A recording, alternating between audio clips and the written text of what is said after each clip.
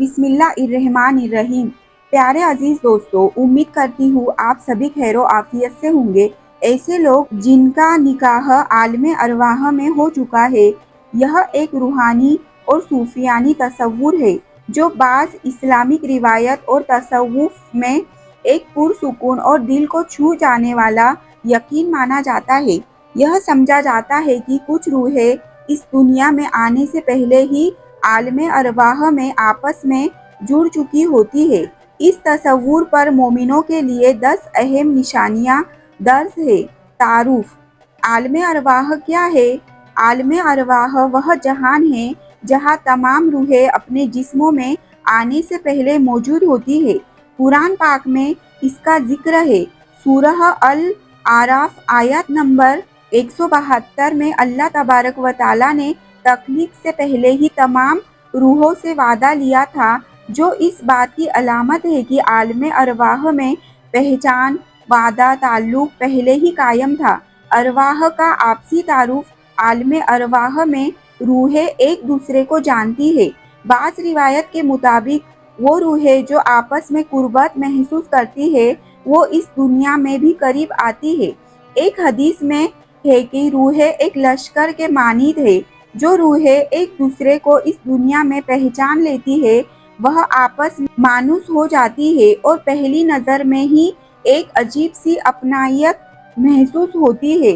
रूहानी निकाह की हकीकत। कुछ रूहें एक दूसरे के लिए मुंतखब की जाती है और उनके दरमियान एक रूहानी अहद हो जाता है। यह एक खुफिया निकाह का पैमाना होता है जो दुनिया के ज़ाहिरी निकाह से भी ज़्यादा गहरा और मुक़द्दस होता है। आहंगी। जब यह अरवाह इस दुनिया में आती है तो एक दूसरे को फौरन पहचान लेती है। पहली मुलाकात में उनके दिल बे-इख्तियार से जुड़ जाते हैं और उनकी खामोशी में भी बातें हो जाती है। दुनियावी रुकावटें और इम्तिहानात। कभी कभी यह रूहें दुनिया में एक दूसरे से जुदा हो जाती है।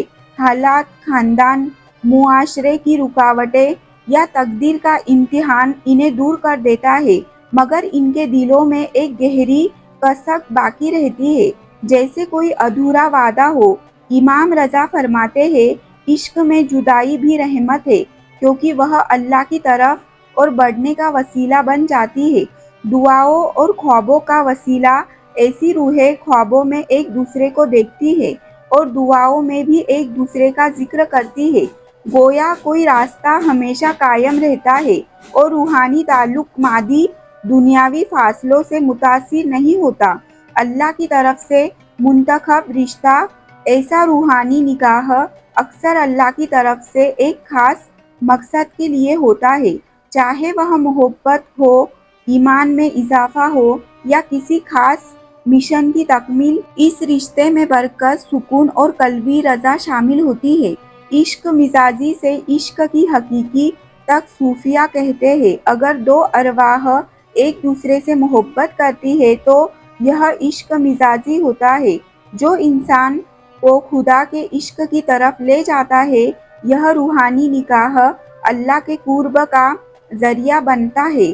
रूहानी दर्द। जब इन रूहों में जुदाई होती है तो उनका दर्द आम दर्द से ज़्यादा गहरा होता है।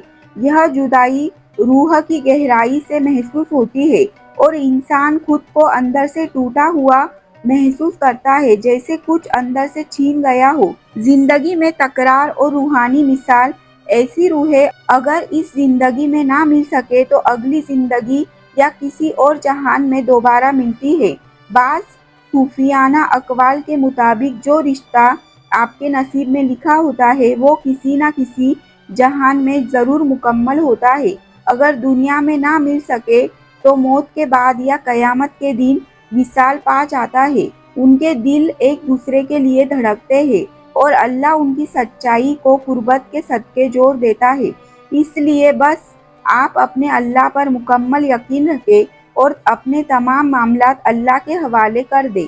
जब आप अपनी नीयत साफ रखते हैं और अपनी कोशिश में कोई कमी नहीं छोड़ते, तो अल्लाह तबारक व तआला तुम्हें वह रूहें भी मिलवा देता है जो आलमे अरवाह में तुमसे मिली थी।